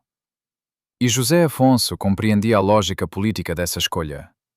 Compreendia que um país não pode funcionar se metade da população estiver a julgar a outra metade. Mas compreender não era o mesmo que aceitar. E definitivamente não era o mesmo que esquecer. Houve um momento particularmente doloroso, semanas após a Revolução, num jantar de celebração com outros artistas e ativistas. Alguém propôs um brinde ao futuro deixando o passado para trás. E todos levantaram os copos, todos sorriram, todos brindaram, exceto José Afonso. Ele ficou sentado, com um copo na mão, mas sem o levantar, olhando para a mesa. Alguém perguntou: Zeca, não vais brindar? E ele respondeu, com voz baixa, mas firme: Não posso brindar ao esquecimento. Não posso trair os que morreram, fingindo que nada aconteceu. O silêncio que se seguiu foi constrangedor. Alguns tentaram argumentar, explicar que não era sobre esquecer, mas sobre seguir em frente. Mas José Afonso levantou-se e saiu. Saiu do jantar, saiu do restaurante, caminhou sozinho pelas ruas de Lisboa até de madrugada. Esse episódio marcou uma mudança. A partir daí, José Afonso começou a afastar-se gradualmente dos círculos de poder que se formavam no Portugal pós-revolucionário. Recusou cargos políticos que lhe ofereceram. Recusou honrarias oficiais. Continuou a cantar. Continuou a gravar discos, mas sempre mantendo distância do establishment. Mesmo quando esse establishment era de esquerda. Mesmo quando eram os seus antigos companheiros de luta. Porque tinha aprendido em Caxias que o poder corrompe, que as boas intenções se transformam facilmente em autoritarismo, que a vigilância é sempre vigilância, independentemente de quem a exerce. E tinha razão para ser cauteloso, porque nos anos seguintes à Revolução, Portugal mergulhou em caos político. Houve tentativas de golpe, houve ocupações de terras e fábricas, houve violência nas ruas. E José Afonso via tudo isso com crescente preocupação. Não porque fosse contra as mudanças radicais, mas porque via padrões a repetirem-se. Via a intolerância a mudar de lado, mas não a desaparecer. Via pessoas que tinham sofrido sob a ditadura a tornarem-se elas próprias intolerantes quando ganhavam poder. E isso assustava-o profundamente. Compôs canções sobre isso, canções que alertavam contra os perigos de substituir uma ditadura por outra, canções que defendiam a liberdade verdadeira, não apenas a liberdade de concordar, mas a liberdade de discordar. E essas canções não foram bem recebidas por todos. Alguns antigos aliados acusaram-no de traição, de ter se tornado conservador, de estar a fazer o jogo da direita. José Afonso não respondeu às acusações. Simplesmente continuou a cantar o que acreditava ser verdade, independentemente de quem isso agradasse ou desagradasse. Mas o preço da integridade é sempre a solidão, e José Afonso tornou-se cada vez mais solitário. Os amigos mais próximos permaneceram, claro, mas o círculo encolheu, e ele passou a viver cada vez mais retirado, cada vez mais focado na música e cada vez menos envolvido na política ativa. Não porque tivesse desistido, mas porque tinha aprendido que a sua arma era a canção, não o discurso político. Que podia fazer mais mudando corações através da música do que tentando mudar mentes através de argumentos. E continuou a compor. Nos anos seguintes à Revolução, gravou alguns dos seus discos mais belos e complexos. Discos que exploravam não apenas temas políticos, mas também questões existenciais, espirituais, filosóficas. Discos que mostravam um homem a tentar fazer as pazes com o passado, a tentar encontrar sentido no sofrimento, a tentar compreender o que tinha vivido e porquê. Eram discos menos acessíveis do que os anteriores, menos imediatamente políticos, mas talvez mais profundos, mais honestos, mais verdadeiros. Mas o corpo estava a cobrar o preço de tudo o que tinha aguentado. As sequelas da tortura nunca tinham desaparecido completamente. As dores crónicas, os problemas de sono, a ansiedade constante, tudo isso tinha desgastado o organismo de formas que só se tornariam evidentes mais tarde. E em 1983, 6 anos após a Revolução, chegou o diagnóstico que mudaria tudo: esclerose lateral amiotrófica. Uma sentença de morte lenta e cruel. José Afonso recebeu a notícia com uma calma que surpreendeu os médicos. Não chorou, não se revoltou. Apenas perguntou quanto tempo tinha e o que podia esperar. Quando lhe explicaram que os músculos iriam paralisar gradualmente, mas que a mente permaneceria intacta, ele acenou com a cabeça e disse: "Então tenho de trabalhar depressa." E foi o que fez. Nos meses seguintes, enquanto ainda conseguia segurar o violão, gravou o que pôde, compôs novas canções, deu os últimos concertos, disse adeus à música da única forma que sabia, fazendo música. O último concerto foi particularmente emotivo. Ele já mal conseguia andar, subia ao palco apoiado, sentava-se numa cadeira porque não aguentava estar de pé. O violão parecia pesar toneladas nas mãos que já não obedeciam completamente. Mas cantou. Cantou todas as canções que o público queria ouvir. E quando chegou a Grândola, quando milhares de pessoas se levantaram e cantaram com ele, quando as vozes se uniram num coro que fazia tremer as paredes, José Afonso fechou os olhos e deixou-se levar. Deixou que a música o envolvesse uma última vez. Deixou que aquele momento de comunhão perfeita apagasse, mesmo que temporariamente, todas as memórias dolorosas, todos os fantasmas, todo o sofrimento. E quando terminou, quando os aplausos explodiram, quando milhares de pessoas choravam e gritavam o nome dele, José Afonso abriu os olhos e sorriu. Um sorriso genuíno, talvez o primeiro sorriso verdadeiramente feliz em décadas. Porque naquele momento, compreendeu que tinha vencido. Não tinha vencido a PIDE, porque a PIDE já não existia. Não tinha vencido a ditadura, porque a ditadura já tinha caído. Tinha vencido algo mais profundo. Tinha vencido o medo. Tinha vencido a tentação de se deixar quebrar. Tinha vencido a escuridão que tentara engoli-lo tantas vezes. E a prova estava ali, naquelas milhares de pessoas que cantavam as suas palavras, que carregavam as suas canções nos corações, que nunca deixariam morrer o que ele tinha criado. Nos meses seguintes, a doença avançou rapidamente. O corpo foi se desligando, músculo a músculo, função a função. Mas a mente permaneceu clara até o fim. E José Afonso usou esse tempo para fazer as pazes. Não com os torturadores, porque isso seria impossível. Não com os traidores, porque isso seria traição aos que tinham morrido. Mas consigo próprio. Fez as pazes com as escolhas que tinha feito, com os sacrifícios que tinha imposto à família, com o preço que tinha pagado. E percebeu que, apesar de tudo, apesar do sofrimento e da dor, e das cicatrizes que nunca sarariam, não mudaria nada. Faria tudo novamente. Porque a alternativa seria ter vivido de joelhos. E ele tinha escolhido viver de pé, mesmo que isso significasse viver com dor. Na manhã de 16 de fevereiro de 1987, José Manuel Cerqueira Afonso deixou este mundo. O corpo que a ditadura tinha torturado, que a doença tinha destruído, finalmente descansou.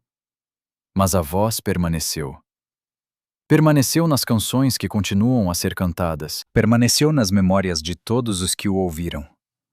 Permaneceu como testemunho de que é possível resistir, de que é possível sobreviver, de que é possível transformar sofrimento em beleza. O funeral foi uma manifestação de amor como Portugal raramente tinha visto. Dezenas de milhares de pessoas encheram as ruas de Lisboa. Cantaram Grândola uma última vez. Choraram o homem que lhes tinha dado voz. E quando o caixão passou, coberto com a bandeira portuguesa e cravos vermelhos, o silêncio foi absoluto. Um silêncio de respeito, de reconhecimento, de despedida. Mas a história não terminou ali. Porque nos anos seguintes, à medida que os arquivos da PIDE foram sendo abertos, à medida que os documentos foram sendo revelados, a verdade sobre o que José Afonso tinha sofrido começou a emergir. E Portugal deparou-se com uma questão incômoda. Como honrar um homem que tinha sido torturado pelo Estado? Como fazer justiça quando os torturadores nunca foram julgados? Como lembrar sem reabrir feridas que o país preferia manter fechadas? A resposta foi ambígua. Houve homenagens oficiais, claro, ruas com o nome dele, estátuas, prémios, mas houve também silêncio sobre os detalhes mais dolorosos, sobre a tortura, sobre os traidores, sobre o preço real que ele tinha pagado. Porque Portugal, como tantos outros países que saíram de ditaduras, escolheu uma memória seletiva. Escolheu lembrar o herói, mas esquecer o mártir. Escolheu celebrar as canções, mas ignorar o sofrimento que as tinha gerado. E os traidores? O que aconteceu aos homens e mulheres que tinham vendido José Afonso à PIDE? Alguns morreram antes da Revolução, outros fugiram do país. Mas muitos ficaram. Muitos reinventaram-se como democratas, como progressistas, como apoiantes da liberdade. E viveram vidas tranquilas, respeitados nas suas comunidades, nunca confrontados com o que tinham feito. Porque Portugal escolheu o perdão em vez da justiça. Escolheu a paz social em vez da verdade. Foi a escolha certa? Essa é uma pergunta que cada geração tem de responder por si. Porque o esquecimento traz paz, mas também traz o risco da repetição. E a memória traz dor, mas também traz aprendizagem. José Afonso escolheu a memória. Escolheu não esquecer, mesmo quando esquecer teria sido mais fácil, mais confortável, menos doloroso. E deixou-nos esse legado, a responsabilidade de lembrar, de não permitir que o sofrimento seja em vão, de honrar os que pagaram o preço da nossa liberdade. Hoje, décadas depois da sua morte, as canções de José Afonso continuam a ser cantadas. Grândola continua a ser hino de liberdade, não apenas em Portugal, mas em todo o mundo. E cada vez que alguém a canta, cada vez que aquelas palavras simples sobre fraternidade e igualdade ressoam, José Afonso vence novamente. Vence a PIDE, vence os torturadores, vence a escuridão. Porque a música, como ele sempre soube, é mais forte do que as algemas. As palavras sobrevivem aos gritos. E a memória resiste ao esquecimento. Mas há uma pergunta que fica, uma pergunta que cada um de nós tem de responder. Nós, que vivemos em liberdade, que cantamos Grândola sem medo, que nunca conhecemos a ditadura, compreendemos realmente o preço que foi pago? Compreendemos o que custou cada verso, cada melodia, cada palavra. Ou cantamos sem pensar, transformando em entretenimento o que foi comprado com sangue, suor e lágrimas. José Afonso não está aqui para responder, mas as suas canções estão. E se as ouvirmos verdadeiramente, se prestarmos atenção não apenas à melodia, mas ao que está por trás dela, talvez compreendamos. Talvez honremos a sua memória não apenas cantando, mas lembrando. Lembrando que a liberdade nunca é gratuita, que alguém paga sempre o preço, e que no caso de Portugal, José Afonso foi um dos que pagaram mais caro. Amigos, como veem José Afonso hoje? Foi ele vítima de um sistema brutal que tentou destruí-lo, ou foi guerreiro que escolheu lutar sabendo o preço? Devemos lembrar apenas as canções, ou também o sofrimento que as gerou? Escrevam nos comentários o que pensam.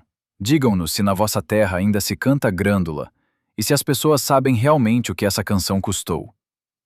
Deixem o vosso gosto se esta história vos tocou, se vos fez pensar, se vos fez lembrar que a liberdade que temos hoje foi conquistada com sacrifícios que não podemos esquecer. E subscrevam o canal, porque há muitas outras histórias que precisam de ser contadas, muitas outras verdades que precisam de ser reveladas, muitos outros heróis esquecidos que merecem ser lembrados.